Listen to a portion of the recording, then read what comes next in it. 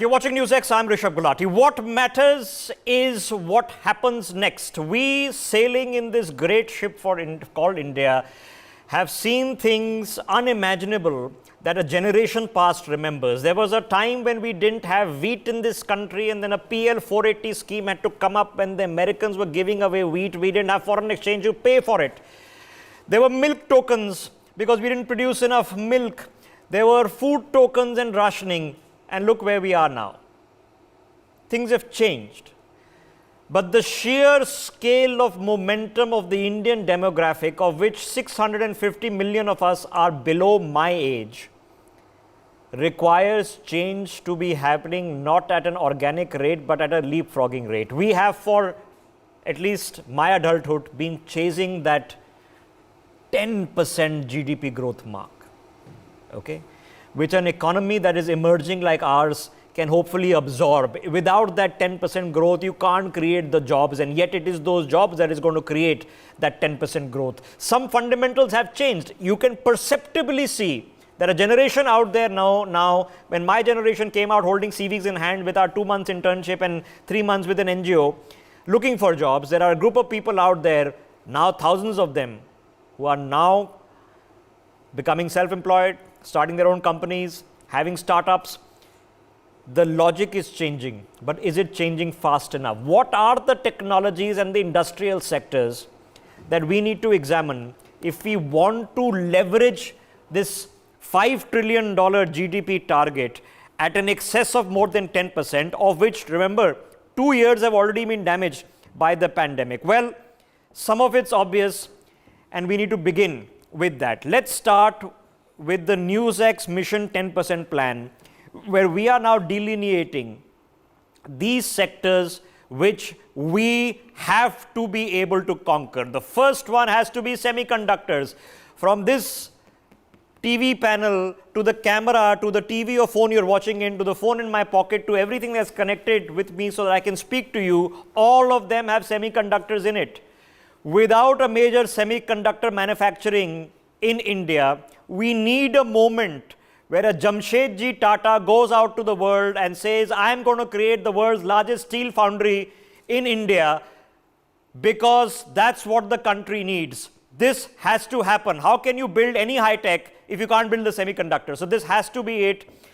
And this is something we got to figure out. So semiconductor has to be part one. And good news is coming that way, that this is being taken seriously. A 70,000 crore rupee PLI is already been approved by cabinet, and we are expecting some dramatic developments in the course of this budget. So that is number one, semiconductors, the first part of the NewsX Mission 10% plan. Let's look at the second part. If we are going to build the semiconductors, and if we are going to build an electric economy based on EVs, which is going to be multi-billion dollars, 40% of the cost of EVs is in the battery. And if you have to make lightweight batteries, you have to still rely on lithium. We need to find the lithium. We can't be getting it from China, which controls most of the lithium supply for obvious reasons. We can't be dependent on Africa or South America. In the topography and geography of India, we need to find where the lithium reserves exist.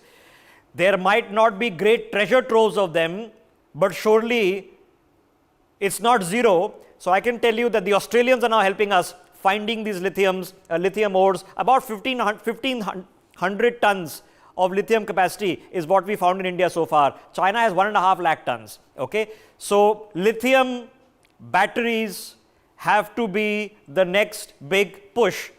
Part 3 of the 8-part plan for a $5 trillion economy. We need to figure out artificial intelligence, and if you believe all the big companies in the world investing in AR and VR, that R&D hub has to be India. We already know that when it comes to the soft skills, we have the best of the human resource in the world. We already have it. Now, we don't have to wait for them to go to MIT or go to Stanford or go to Georgia to figure their games out and make multi-billion dollar companies. They can make them right here. And now with the 40 plus unicorns you've seen happen last year, this is possible. This is going to be a $1 trillion economy right here. Okay? And if you want to be $5 trillion, you have to have 10-20% of that pie to make it there. Then the final frontier is what StarTech told us 50 years ago. Well, the final frontier is in space. Think of the thousands of satellites that Musk is putting up, that Bezos wants to put up, that we want to put up to offer low latency, spectrum services, remote sensing, data transfer, internet. All of this is going to become a huge private sector economy in the space sector. We already have a pioneer in ISRO. This sector has to kill it. So we have to now leapfrog and become large players in this global sector.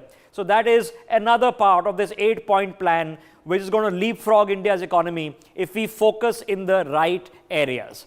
Now, in the course of the past 1 week, you've seen the first 350 million, that's 3,000 crores, is going to come into the Indian economy as foreign exchange because Philippines is buying BrahMos missiles. Okay, 3,500 crores. You can do 10 of these deals a year, 20 of these deals a year, talking about 50, 60, maybe 1 lakh crores potential. The initial target is $5 billion. That means the initial target is around about 30,000 crore rupees. It is possible. Defense manufacturing.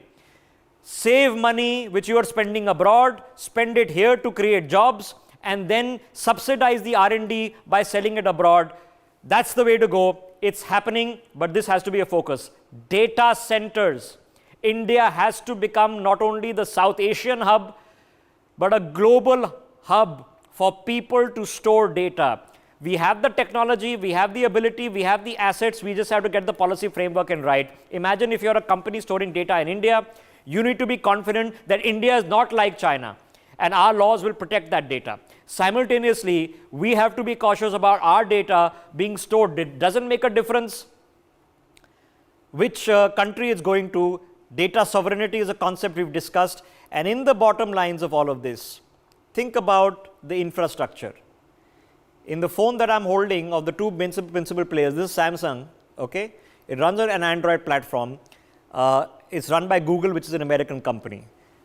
The Apple platform, American company. So all of us, the platforms are not local, which means that if somebody like a Paytm puts an app on the Android App Store, and the Android guys have a problem with some offers Paytm is making, they can take down that app. True story. So if you don't control the platform, so you don't make the phone, you only assemble it. The software platform is built by an American company.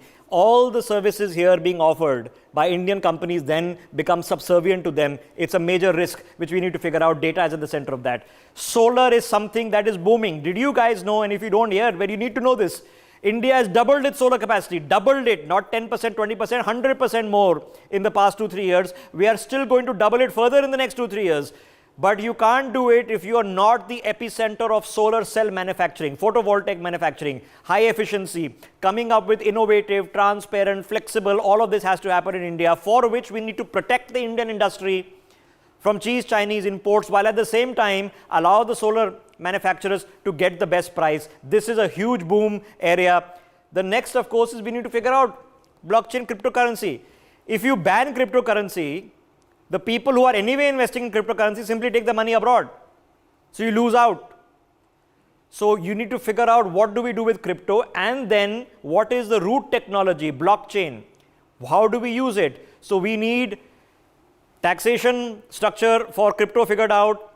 The use of blockchain technology needs to be adopted as test case concept by government tenders, and the logic of interest of ideas should come in on blockchain, and we need to figure out how to leverage it. It's going to be a major thing. Web 3.0 is going to be based on blockchain. We need to figure this out. So here is where we stand on building a larger framework to leap start all of this. Let's go back and open up this conversation. Joining us on the broadcast, I have Professor Yamini Agarwal is with us on the broadcast.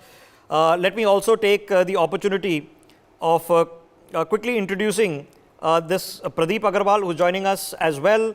Hanif Sheikh is with us, Sameer Nigam is with us, and Ashika Sripati. Pradeep Agarwal ji, where do we go? What do we do to leapfrog things? What are the new emerging technologies and sectors that are really exciting you? So, Rishabh, अभी आपने 5 trillion economy की जो बात की है, I think so मुझे लगता है कि उसका जो रास्ता है या न्यू इंडिया का जो रास्ता है वो रियल एस्टेट से होकर निकलता है। आज इस देश में जहां 95% से ज़्यादा लोगों को अफोर्डेबल हाउसिंग घरों की नीड है, मुझे लगता है डिजिटल इंडिया के साथ साथ उनको इक्विप करना जरूरी है कि कम से कम हर परिवार को एक घर मिल सके।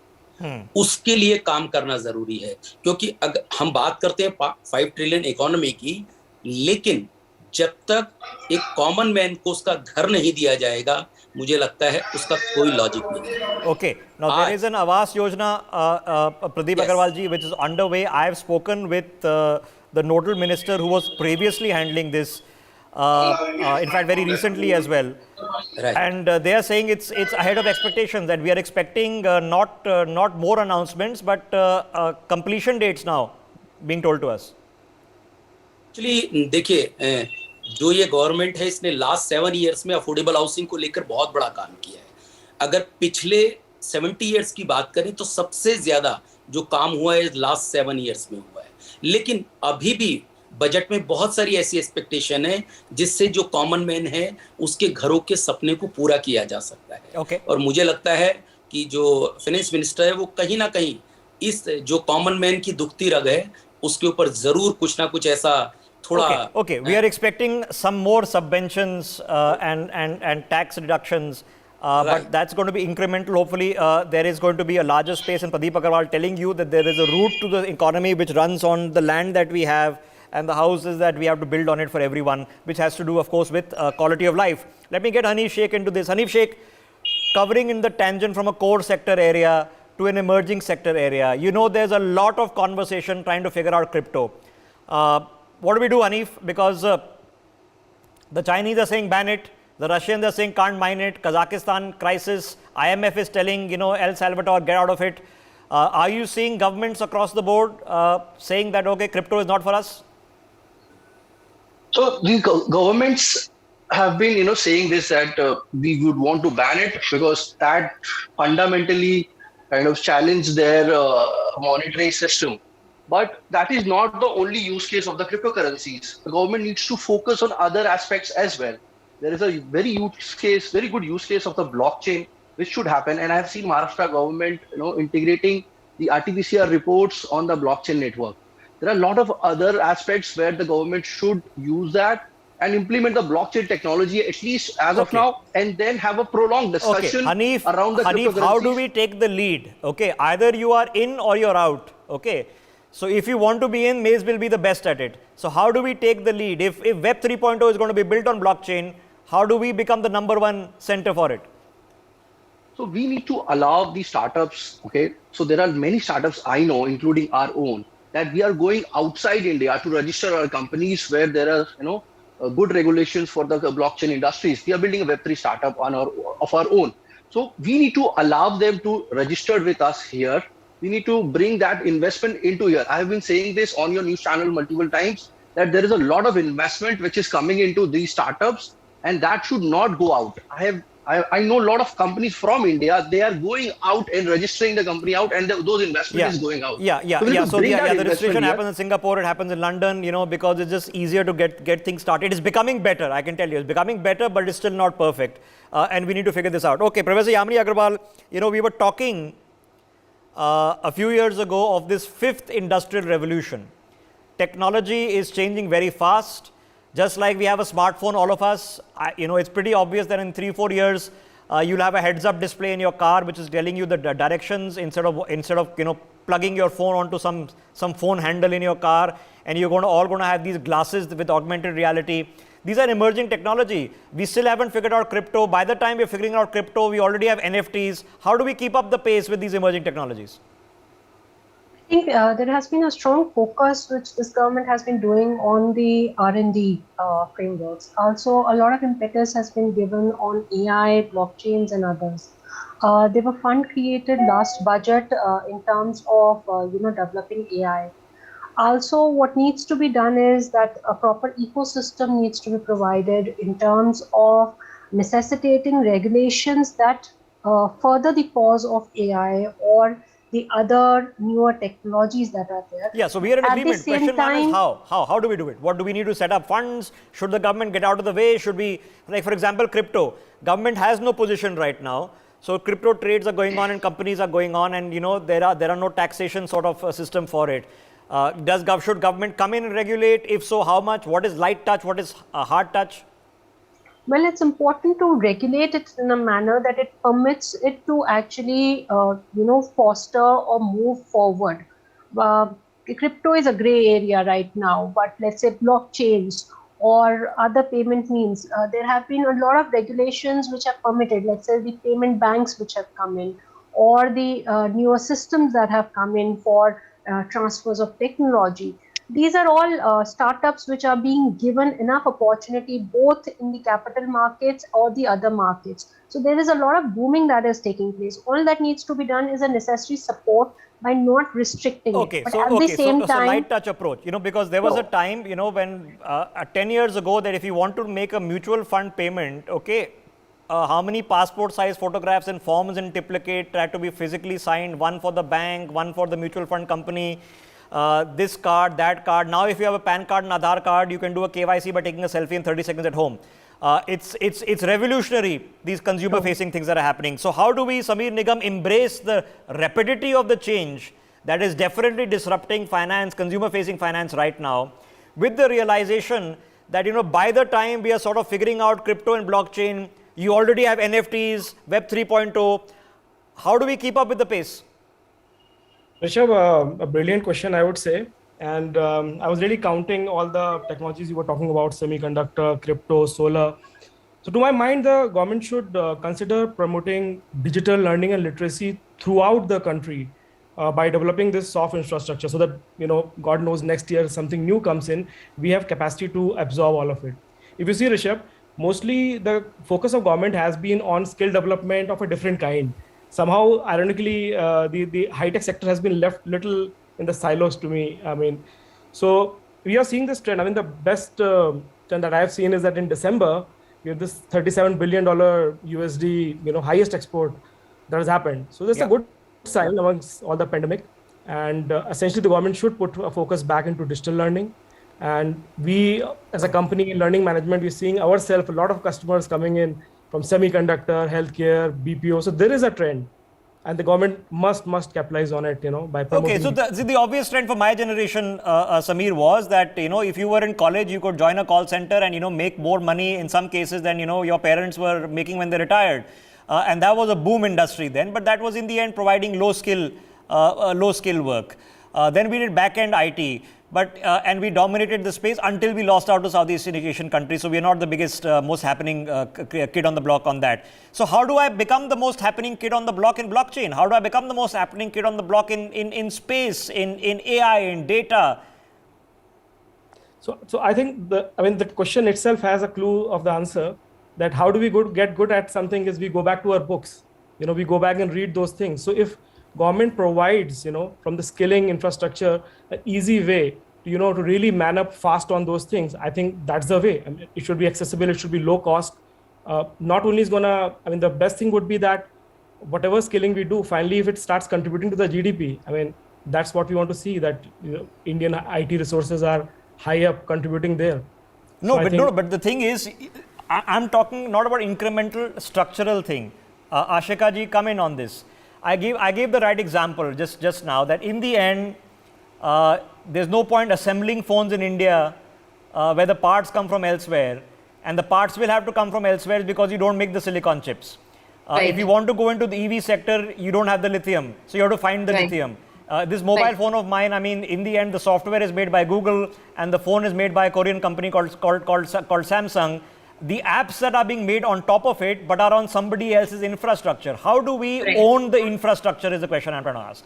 Right. I think that's something which needs government's focus right now. The Made in India campaign that was led by government has indeed brought in quite some change, but I think it has to be on a larger scale. Much more emphasis and focus has to go in Made in India, campaign that is going on. Everything has to be done in India. We do have the potential, we have the resources, we have the skills, we have the right mind, the intellectual property. But how, ma'am? Because in the end, you heard the controversy about Elon Musk recently, right? Now, what is his problem? The problem is he wants to sell Teslas in India, but those Teslas are going to be made in China. Maximum they'll be assembled here in India. The parts will come from China. The 40% of the cost is the battery. The batteries are not made by India, made in India. Panasonic is making them in the US, in Japan, or in China. For the core infrastructure to be here, what is the policy? I mean, I'm so happy to see that 70,000 crore PLI for semiconductors. Yes. You are going to have a Jamshed Tata moment when we didn't make steel, and the same moment is about to happen. How do we do that in batteries, in solar, in AI, in AR, VR, Meta, Omni, whatever is coming up next?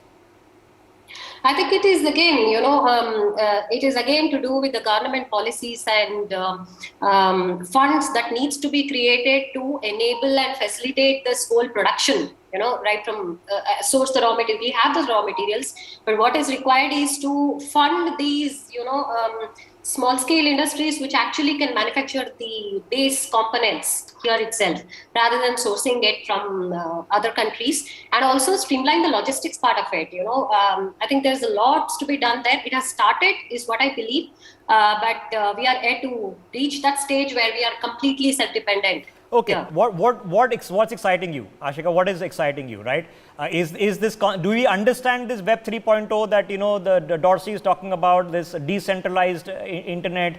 Do we honestly have we figured out NFTs? Everybody's talking about NFTs. So much money is changing hands. Do we really? What is the space that's exciting you that you can think, oh, whoa, we have the skill set to really rule the roost here? See, I just want to add a point here. I come from the SaaS industry. Okay, just if you look at last year, SaaS industry has contributed about 8% to the GDP.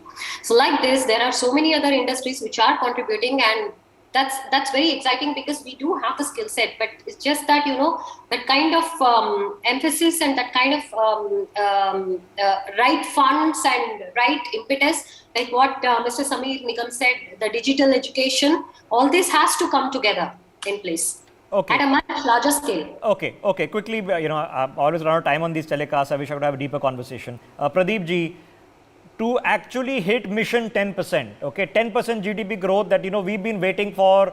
Well, at least during my entire lifetime, we came close. This year we've come close after 2 years of recession and 9.2 to hit a $5 trillion economy. What do we need to nail?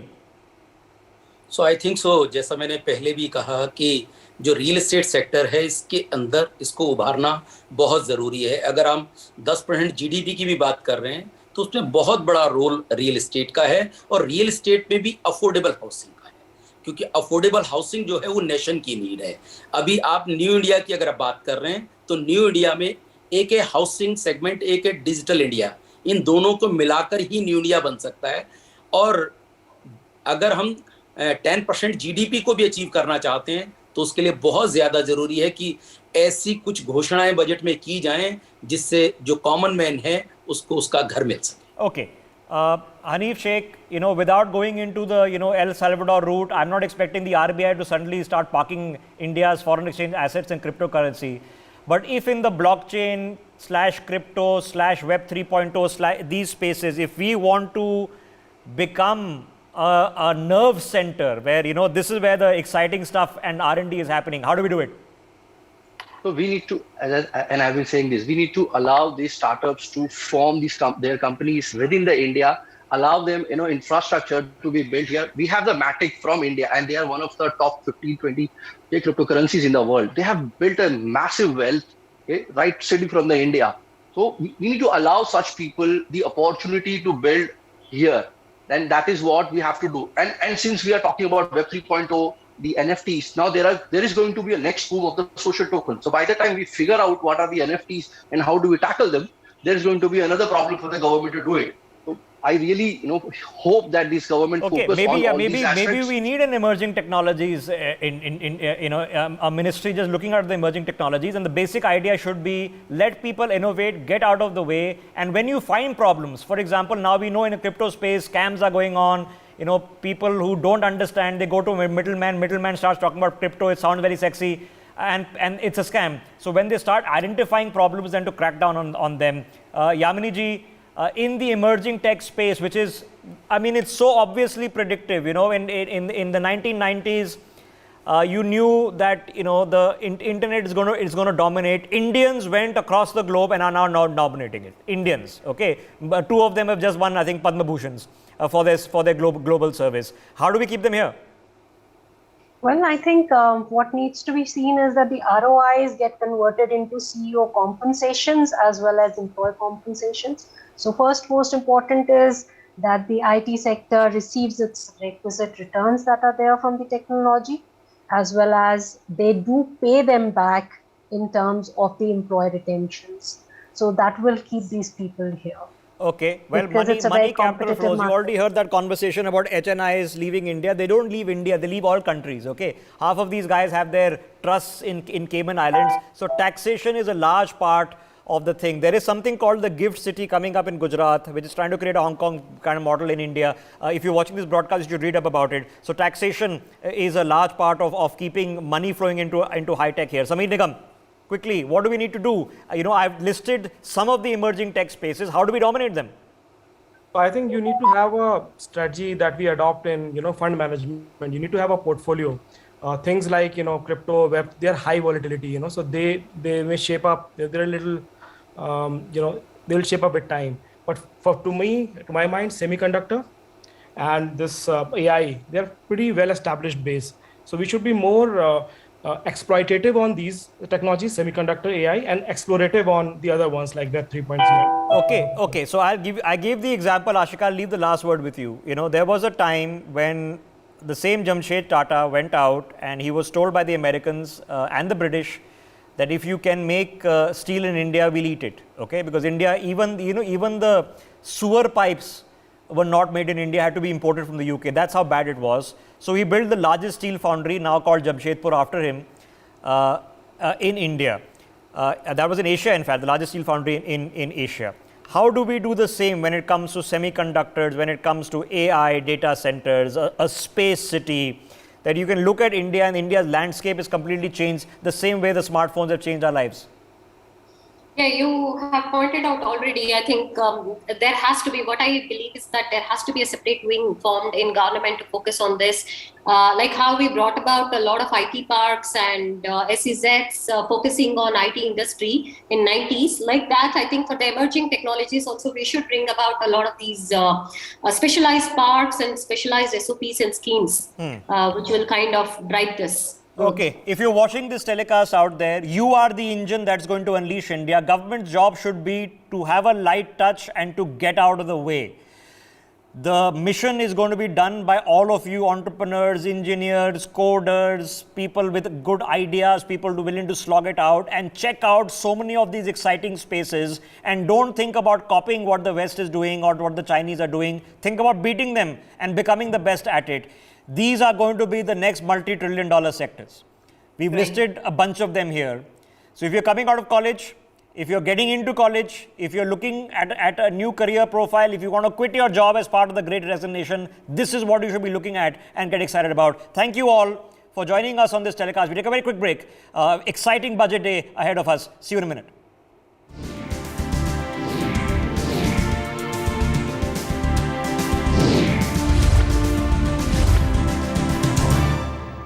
For more such videos, subscribe to the NewsX YouTube channel, hit the bell icon.